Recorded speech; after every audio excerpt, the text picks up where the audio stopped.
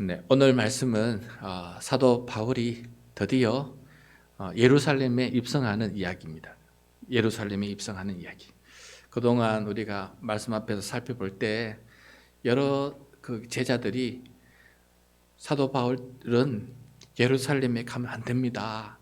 가면 투옥되고 또 옥에 갇히고 환난을 당하게 되니 가지 않았으면 좋겠습니다. 바울을 살리기 위해서 사람들이 그렇게 가지 말라고 당부 안 하고 권했지만은 사도 바울은 어땠습니까? 오히려 더 성령의 감동이 되어서 내가 내 목숨조차도 두려워하지 아니하고 내 맡겨진 사명을 끝까지 담당하기 위해서 나는 예루살렘에 갈 것이다 라고 선포하니까 결국은 모든 사람들이 주의 뜻대로 되기를 원합니다 라고 그렇게 말하지 않았습니까?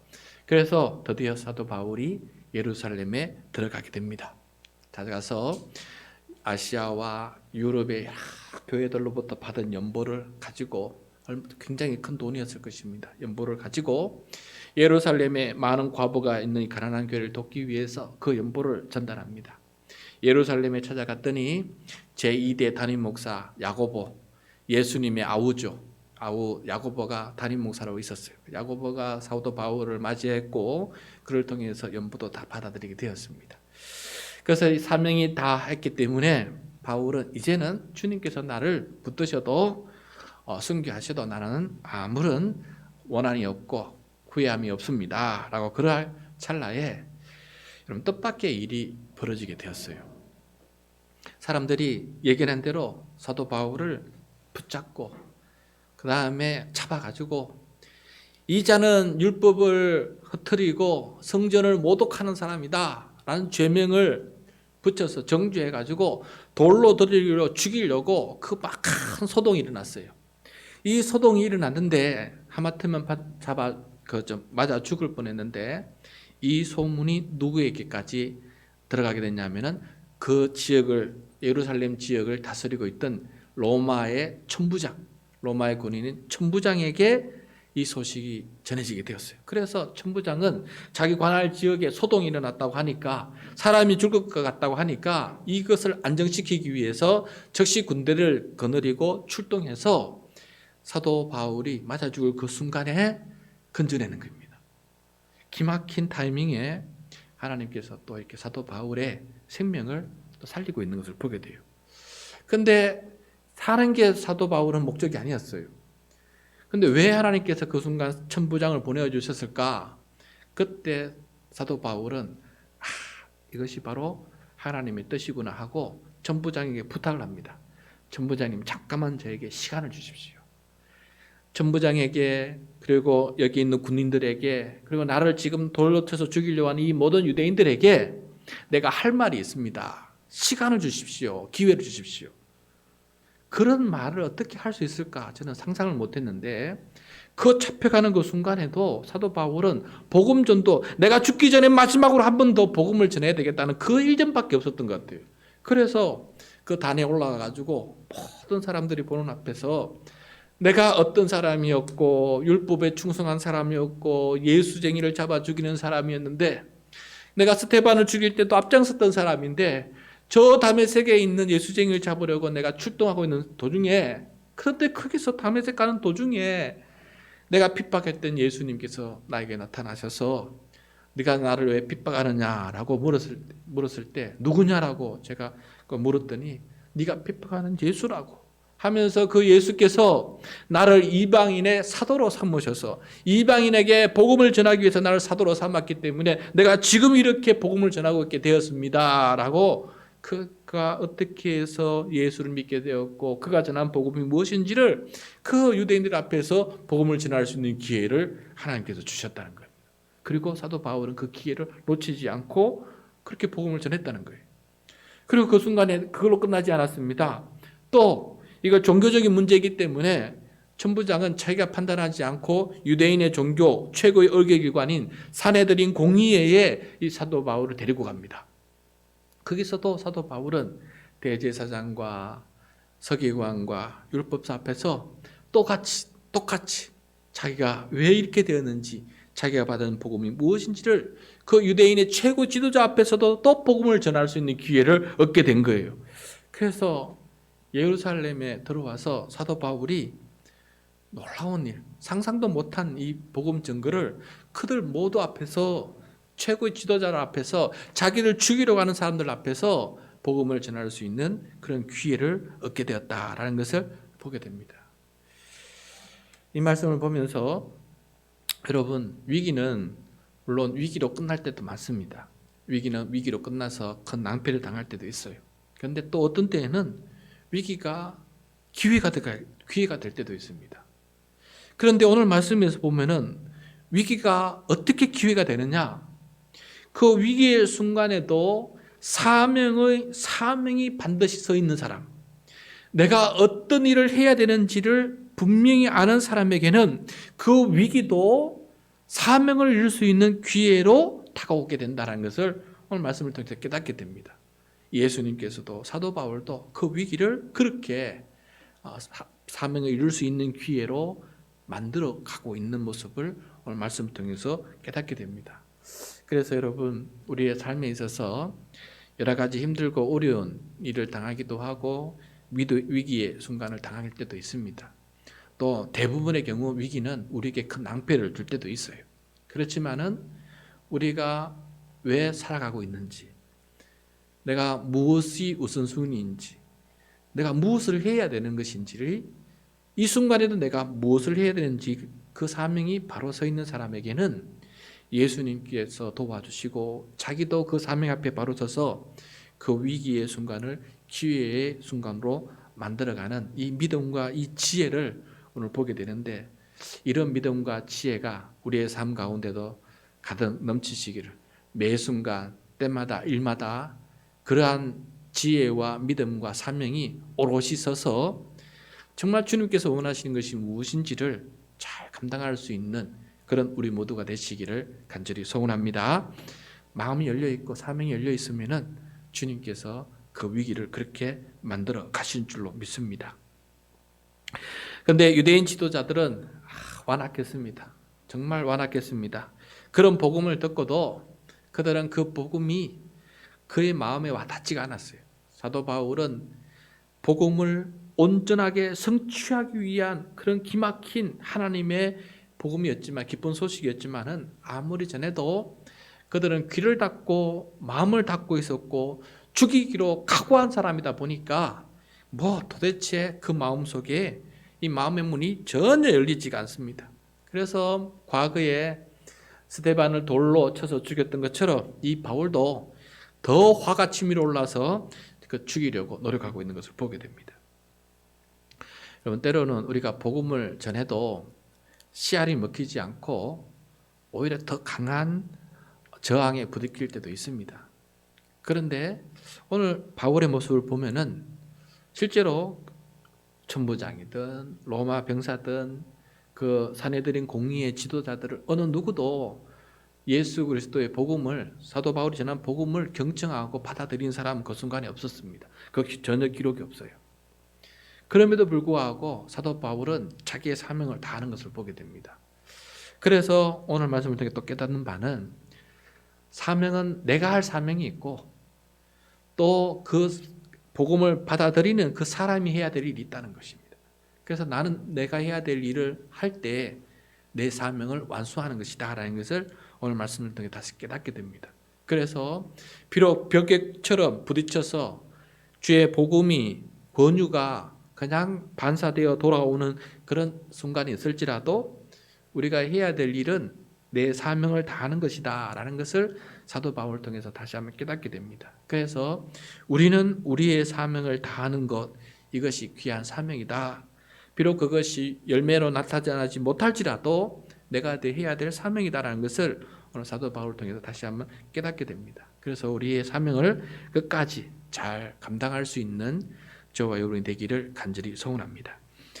그 다음에 이 복음을, 이 사명을 감당할 때 오늘 제 핵심이라는 생각이 드는데요, 바울에게는 담대함이 있다는 겁니다. 진짜 담대하다. 자기에게 주어진 사명에 대해서 물러서지 않는, 죽음 앞에서도 두려워하지 않는, 어디서 이런 큰 담대함이 나왔는지 오히려 예수님보다 더 담대한 거예요. 예수님은 그 죽음 앞에서 3번씩 기도하면서 이 잔을 내게서 옮기옵소서 하면서 그 죽음 앞에 침묵으로 잠잠하게 그 길을 걸어갔는데, 오히려 이 바울은 예수님보다 더 담대하게, 더 강하게 자기의 사명을 완전히 이루어가는 이 모습을 제가 보게 되었습니다. 그래서 이 담대함이 바울이 가진 큰 은사가 아닌가 하는 생각을 해보게 되었습니다. 바울이 이렇게 두려워하지 않고 담대할 수 있었던 것은 무엇 때문일까? 왜 이렇게 담대할 수 있었을까? 첫 번째, 사도 바울은 예수님께서 걸어가신 길을 보고 그 길을 가면은 끝내 이기고 승리한다는 확신을 가지고 있었어요. 예수님께서 내 앞에 먼저 그 길을 걸어가시는데, 예수님이 걸어간 길을 보니까 그 십자가 앞에서도 부활하고 또 승천하신다는 것을 먼저 내가 경험하고 있다 보니까 내 앞에 가신 분 때문에 나는 두려움이 생기지 않는 거예요. 그래서 주님을 신뢰하고 주님께서 가신 그 길을 걸어가기 때문에 이러한 담대함이 그 마음속에 가득가득 넘쳤다는 것을 보게 됩니다. 그래서 죽음조차도 수용하고 내려놓고 이 담대함 가운데 거리낌 없이 그렇게 걸어가고 있는 모습, 두려움이라고는 없는 이 모습이 바로 사도 바울이 마지막까지 가지고 있었던, 가장 위기의 순간에, 가장 두려움 순간에도 가지고 있었던 사도 바울의 믿음의 열매다라는 것을 보게 되었습니다. 사랑하는 성도 여러분, 우리는 두려움 앞에 떨기도 하고 염려와 근심 앞에 노심초사하기도 하고 어떻게 될까 그 두려움 앞에 무너질 때도 있습니다. 그런데 사도 바울처럼 주님, 나에게도 바울처럼 담대함을 주십시오. 어떤 순간에도 심지어 죽었더라도 다 실패하더라도 상관없습니다. 주님, 저에게 이러한 담대함을 주셔서 주님이 가셨던 그 길, 사도 바울이 갔던 그 길처럼 나도 세상 그 어떤 것 앞에서도 주눅들지 않고 담대함으로 그 길 갈 수 있는 사람 되게 해 주십시오. 이게 믿음의 큰 열매가 아닌가 하는 생각을 해보게 됩니다. 그 담대함이 오늘 이 밤에 우리가 구해야 될 큰 은사다라는 생각을 해보게 됩니다. 그 밤에 주님께서 이 담대함 가운데 살아가는 이 바울에게 그 밤에 찾아가셔서 바울에게 주시는 말씀이 있습니다. 11절 말씀이에요. 11절 말씀 우리 같이 읽도록 하겠습니다. 시작. 그날 밤에 주께서 바울 곁에 서서 이르시되 담대하라, 네가 예루살렘에서 나의 일을 정언한 것 같이 로마에서도 정언하여야 하리라 하시니라. 아멘. 자, 드디어 감추어졌던 하나님의 비밀이 드디어 이 밤에 드러나게 됩니다. 그 전까지 누구든지 생각하기를 예루살렘이 마지막이라 생각했고 사도 바울도 예루살렘이 끝이라 생각했어요. 근데 그 밤에 주님께서 나타나셔서 그 다음의 일을 알려주십니다. 주님 보시면은 미리 다 끝까지 안 알려주시고 믿음의 한 단계 그 발걸음을 디딜 때마다 그 다음 단계를 보여주시는 그런 모습을 보게 되는 것 같아요. 주님께서 하시는 첫 마디 담대하라. 이렇게 담대하고 있는데도 불구하고 또 주님은 바울에게 담대하라. 그 말은 네에게 아직까지 할 사명이 있다는 거예요. 어떤 사명이냐? 예루살렘에서 네가 나의 일을 정언한 것처럼 천부장 앞에서, 로마 병정 앞에서, 대제사장 앞에서, 율법사들 앞에서, 사도행전 공의 앞에서, 유대인들에게 너에게 돌을 던질 사람들 앞에서 나의 일을 정언한 것처럼 로마에 가서도, 로마 제국에서도, 로마에 가서도 그렇게 황제 앞에서 정언하게 될 것이다라는 주님의 계획을 이렇게 정으로 그 밤에 알려주신 것을 보게 됩니다. 바울은 두려워하지 않고 담대하게 복음을 전거했는데 그 담대함이 예루살렘에서 끝나는 것이 아니고 로마에까지 가서 그 담대함이 지속될 것이다라는 것을 보여주고 있습니다. 여러분, 오늘 말씀 이후로 사도행전 23장 이후로 28장까지 보십시오. 읽어보십시오. 그러니까 굉장히 담대합니다. 태풍을 만나도 담대하고 뭐를 만나도 담대해요. 왜 이런 담대함이 생길지 진짜 가늠할 수 없을 정도로 바울에게는 담대함이 차고 넘치는 것을 보게 돼요. 주님께서 다시 한번 담대하라. 넌 로마에 갈 것이다. 나는 로마까지 가는 거구나. 그 주님의 음성을 듣고 담대하게 그 길을 걸어가고 있는 것을 보게 됩니다. 담대함은 담대함을 낳는 것 같습니다. 두려움은 두려움을 낳지만은 담대함은 또 담대함을 낳는 것 같아요. 담대한 자에게 주님께서 담대하라고 하니까 더 큰 담대함을 만들어가는 것을 보게 된 것 같습니다. 여러분, 믿음이 염려와 근심, 두려움 앞에서 쪼그라들지 말고 더욱 담대하고 더욱 더 강해지는 은혜가 우리 가운데 가득 넘치시기를 간절히 소원합니다. 주님께서 밤중에 바울에게 담대하라고 그렇게 사명을 알려주신 이유가 있습니다. 정말 그 다음 일들이 엄청난 일이 벌어지기 때문에 그렇습니다. 그래서 주님 앞께서 지금 곧 엄청난 일이 벌어질 거니까 담대하라. 그 담대하게 할 이유는 40명이 바울을 죽이지 않으면 아무것도 먹지 않겠다고 금식하는 사람들이 나타나 버리는 거예요. 그 앞에 사도 바울은 주눅 들지 마라. 40명이 굶주리고 너를 벌떼처럼 달려들고 사자처럼 달려들지라도 담대하라 라고 말씀해 주시는 것이었다는 것을 알게 됩니다. 우리 12절 13절 말씀 같이 읽겠습니다. 12절 13절 시작. 날이 새매 유대인들이 당을 지어 맹세하되 바울을 죽이기 전에는 먹지도 아니하고 마시지도 아니하겠다고 하고 이같이 동맹한 자가 40여 명이었더라. 아멘. 40여 명이지만 쉽게 40명이라고 말씀드리겠습니다. 이들 40명은 대제사장들과 장로들에게 가서 말합니다. 그들이 그렇게 모여서 작당을 한 거죠. 동맹을 맺었습니다. 우리가 바울을 죽이려고 모든 것을 다 준비해 놓았으니까 당신들은 대제사장들과 장로들, 사내들인 이 공의와 함께 천부장을 찾아가서 우리가 바울에게 더 물어볼 게 있으니까 더 조사할 것이 있으니까 좀 내어달라고, 다시 공회에 데려갈 수 있도록 내어달라고 그렇게 부탁만 해라. 그래서 바울을 데리고 나오기만 하면은 천부장의 그 영내에서 나오기만 하면 오는 길에 공회로 오는 길에 우리가 매복했다가 그를 즉시 죽일 것이니까 그렇게 해달라라고 이렇게 얘기합니다. 그 밤에 이런 일이 벌어지고 있는 것입니다. 주님은 이 일들을 보시면서 바울을 살리는 계획을 진행하고 계십니다. 어떤 계획을 진행하고 있느냐? 바로 사도 바울의 생지를 통해서 바울을 살리는 계획을 주님께서 진행하고 있는 것을 보게 됩니다. 우리 16절 17절 말씀입니다. 16절 17절 같이 읽겠습니다. 바울의 생질이 그들이 매복하여 있다함을 듣고 와서 영내에 들어가 바울에게 알린지라.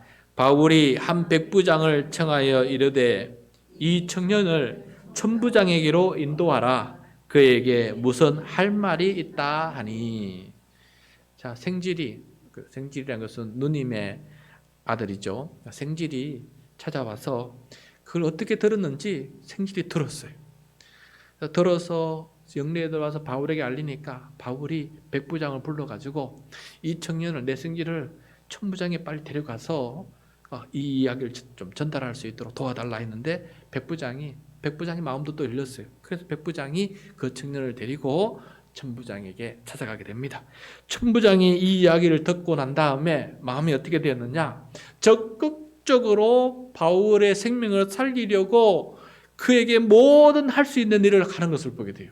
기가 막힌 일이 벌어집니다. 그 밤에 23절과 24절 말씀입니다. 같이 읽겠습니다. 시작. 백부장 둘을 불러 이르되 밤 제3시에 가이사라까지 갈 보병 200명과 기병 70명과 창병 200명을 준비하라 하고 또 바울을 태워 총독 벨릭스에게로 무사히 보내기 위하여 짐승을 준비하라 명하며. 주님은 이렇게 바울의 생명을 구원할 놀라운 이 계획을 진행하고 계셨습니다. 유대인 40명 글사대를 방어하기 위해서 그보다 훨씬 많은 숫자의 로마 군인, 보병, 기병, 창병을 이렇게 그 밤에 즉시 불러들여서 소집해서 준비시켜서 아침이 오기 전에 그 밤에 즉시 바울을 가이사랴로 보내버리는 것입니다. 40명이 오기도 전에 그 밤에 그 즉시 그냥 보내버리는 겁니다. 보낼 때 천부장은 또 편지를 써서 이 바울의 생명을 보존하기 위해서 또 좋은 편지를 써서 보냅니다. 이 자초지정을 다 말하고 난 다음에 마지막 결론 부분에 어떤 말을 하느냐? 29절입니다. 29절 같이 읽겠습니다. 시작. 고발하는 것이 그들의 율법 문제에 관한 것뿐이요 한 가지도 죽이거나 결박할 사유가 없음을 발견하였나이다.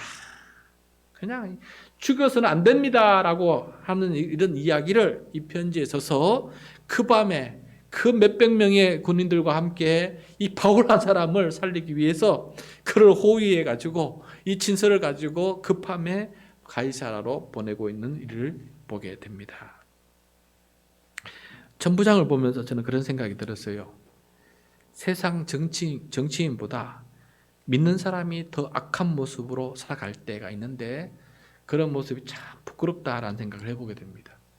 이렇게 주님을 모르는 이 천부장도 상황이 보면 뻔한 거예요. 누가 지금 악을 행하고 있는지 눈에 뻔히 보이는 거예요. 그래서 이 천부장은 의를 선택하고 의인을 살리는 것을 보게 돼요. 그런데 하나님을 믿는다는 사람이, 율법을 잘 안다는 사람이 이렇게 악한 방법으로 정죄하고 사람을 죽이는 이 모습을 볼 때 참 부끄럽다라는 생각을 해보게 됩니다. 저와 여러분도 우리도 살아갈 때 우리 이웃들에게 그들보다, 다른 종교인보다, 믿지 않는 사람보다 더 악하게 살아가고 더 교묘하게 살아간다면 바람직하지 못한 모습이다라는 것을 오늘 말씀을 통해 다시 한번 깨닫게 됩니다. 천부장보다 못한 삶을 살아가서는 안 되겠다는 것을 오늘 말씀을 통해서 깨닫게 됩니다. 하나님은 이렇게 바울을 살리셔서 로마까지 가게끔 만드는 것을 보게 됩니다. 주님은 아직 바울을 통해서 해야 될 일이 참 많다는 것을 깨닫게 돼요. 그래서 오늘 사도행전 23장부터 24장, 25장, 26장, 27장까지 이어지는 이 이야기들 쭉 보면은 바울이 놀라운 일을 하게 되고 그 과정 속에서 바울은 또 우리에게 기막힌 말씀들을 기록하게 돼요. 그 기간 동안에 빌립보서, 빌레몬서, 에베소서, 그다음에 디모데전서, 디모데후서, 디도서를 쓰게 돼요. 주옥 같은 주의 말씀들을 써서 복음을 전하고 있는 이 사도 바울의 그 말씀들을 우리가 또 접하게 되는 것을 보게 됩니다. 주님께서는 이 일을 하시려고 또 로마에 가서 로마 교회의 도움을 받아서 그때 당시엔 땅끝이라고 하는 스바나, 지금의 스페인이거든요. 서쪽 유럽의 맨 끝입니다. 끝까지 가서 복음을 전할 수 있도록 주님께서 이렇게 바울을 사용하고 계시구나라는 것을 깨닫게 됩니다.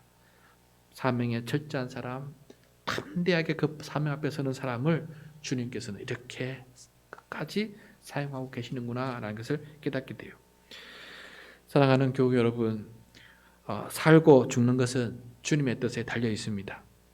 그러나 우리는 그 앞에 두려워할 필요가 없습니다. 언제 죽을지, 어떤 환란이 당할지 두려워할 필요가 없습니다. 담대함을 가지고 살아가는 것, 이것이 우리에게 필요하다는 것을 알려주는 것 같아요. 두려워할 것 하나도 없고 내일 죽어도 후회 없는 오늘을 담대하게 살면 된다, 그 말을 해주고 있는 것 같아요. 내일 죽어도 괜찮은 오늘을 내가 담대하게 살아간다면 그것으로 촉하다, 그 마음으로 하루하루 살아가기를 원하고 있는 이 말씀을, 오늘 말씀을 통해서 다시 한번 깨닫게 되는 것 같습니다. 사랑하는 성도 여러분, 환난 앞에서도 어떠한 어려움 속에서도 옳은 길을 가기를 바라고 사명의 길을 가기를 바라고 주님께서 뜻하신 바를 걸어갈 수 있는 우리 모두가 되시기를 간절히 소원합니다. 그러한 담대함을 가지고 결단하는 사람 앞에 주님께서는 더 담대함을 주시고 더 큰 사명을 주고 계신다는 것을 보게 됩니다. 그러한 삶을 살아갈 수 있는 우리 모두가 되시기를 간절히 소원합니다.